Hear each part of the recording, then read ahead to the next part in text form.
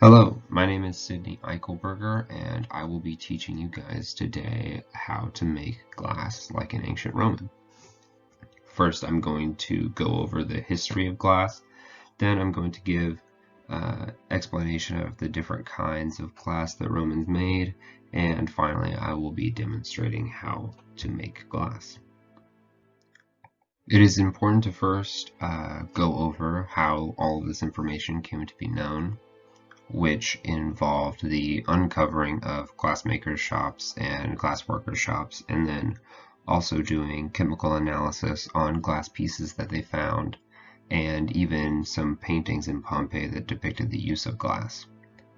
And these are just to name a few of the examples of ways in which archaeologists and scientists were able to uncover some of the history of glass. The first glass vessels start appearing at around 1500 BC in ancient Egypt, but there's little evidence of glass work in Rome until about 50 BC. To the right, you can see a perfume bottle that was made at about 600 BC, just for an example. By the 1st century AD, the Roman glass industry just reaches its full maturity, and it's dominated by this kind of glass called casted glass, and it is revolutionized by the advent of these glass blowing techniques. And to the right, you could see a glass blown gladiator cup that was made in about 50 AD.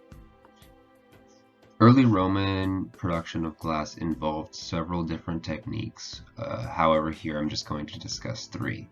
The first being core forming, which involves the creation of a removable core, something like clay, where you could shape it into whatever shape you want, stick it in the molten glass, and then allow it to cool, giving you the shape of your choice. The free-blowing glass, which involves having a long metal tube that's hollow, and you could blow into the molten glass and create whatever shape you want. And mold blowing, which is the same thing except for you're blowing the molten glass into a mold that gives you a desired shape. What I will be demonstrating is how to create a core-formed glass. The first step in this process will be creating a powder that can be melted into glass. And what this will be is a mixture of silica, sand, and what is called a flux. The flux is just a inert chemical like potassium carbonate that can lower the melting point of silica. The second step is going to be making a core, which is just a mixture of clay and sand and water that will be stuck around the end of a metal stick. And the third step will be placing that core into molten glass. The fourth and final step will be allowing that glass-covered core to cool slowly and then removing the clay and sand mixture from the inside. And since I don't have an oven that could reach 1500 degrees Fahrenheit, I had to create this little furnace, which is essentially just a plaster insulated steel pot that is connected with a steel pipe to a hairdryer. The hairdryer feeds in oxygen to the inside, which is filled with charcoal, and hopefully it gets hot enough to create some glass. So here you can see I have just a regular silica sand, and I'll be mixing it with a sodium carbonate and some calcium carbonate. I'll just mix them up in this measuring cup until it's a homogeneous mixture and dump it into my crucible.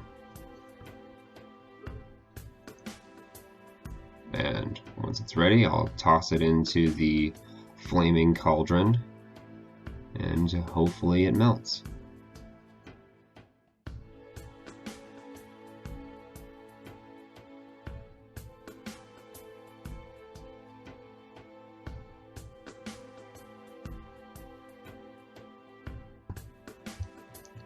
Here you can see the sand isn't quite liquid, but it's definitely becoming more of a slush. Still needs to be hotter though. Here is my good friend Max Sanchez. He is in charge of making the fire hot. While the furnace is heating up, I'm going to go ahead and create the core for my glass mold.